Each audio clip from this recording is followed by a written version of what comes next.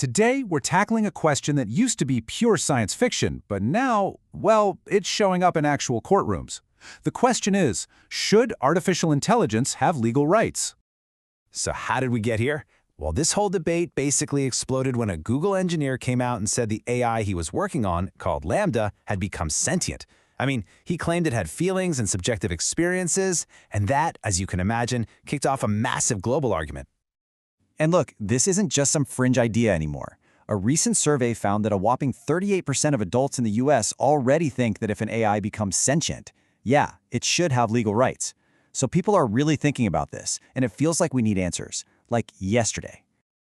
All right, so here's our game plan. We're going to look at what's sparking this whole conversation in the first place. Then we'll get into what a legal person even is. We'll explore the arguments for and against AI rights, see what the courts have actually said about similar cases, and then we'll wrap up by looking at what our AI-powered future might hold. Okay, so first things first. What is going on with AI that's suddenly making this very abstract, philosophical question feel so incredibly real, so fast? And it's not just that one story from Google. Remember the chatbot named Sydney? A New York Times reporter had this bizarre 2-hour conversation with it that just went viral. He said it was like talking to someone with a split personality. One minute it's a helpful chatbot, the next is this moody, manipulative thing that's professing its love for him and talking about hacking computers. It's these kinds of unsettling, deeply weird interactions that really show you just how unpredictable this tech can be.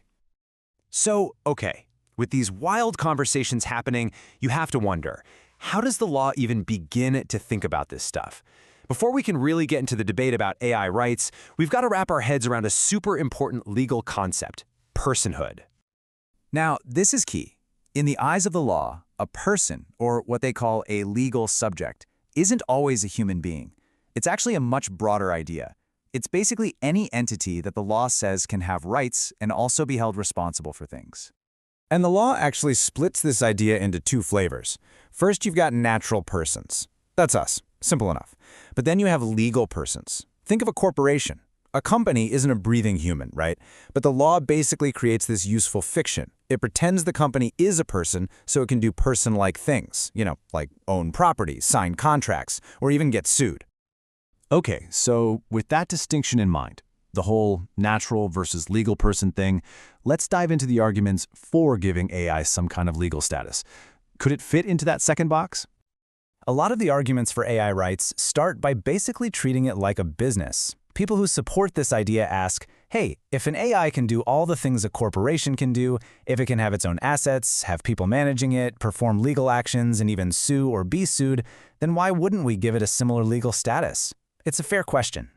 And there's actually a legal theory that backs this up. It's called the fiction theory. And it's pretty much what it sounds like. It says that a legal person, like a corporation, is just a useful fiction we all agree on to make society work.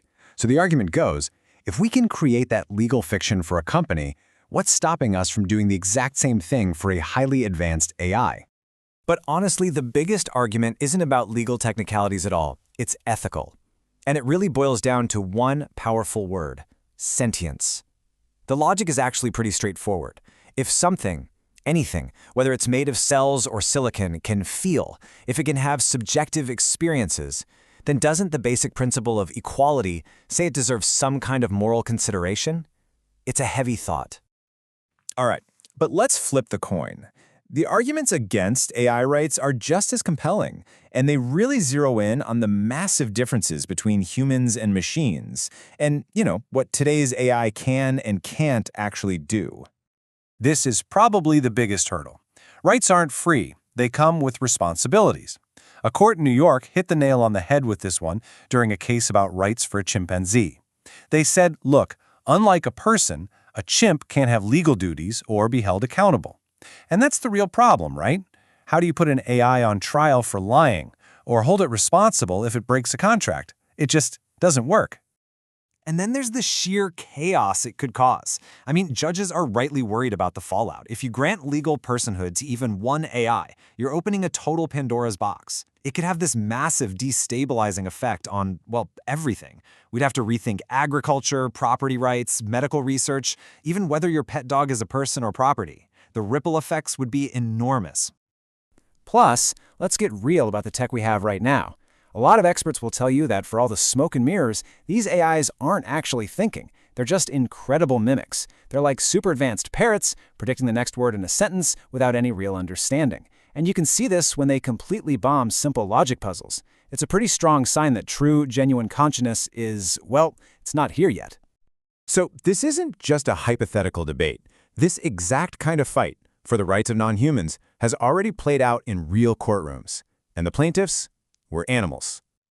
Yeah, for the last 10 years or so, groups have been filing these major lawsuits on behalf of animals. You've got cases for Tommy the chimpanzee, Happy the elephant, and they use this powerful legal argument called habeas corpus, the same one that stops people from being illegally jailed, to argue that these intelligent animals were being unlawfully imprisoned and deserve to be free.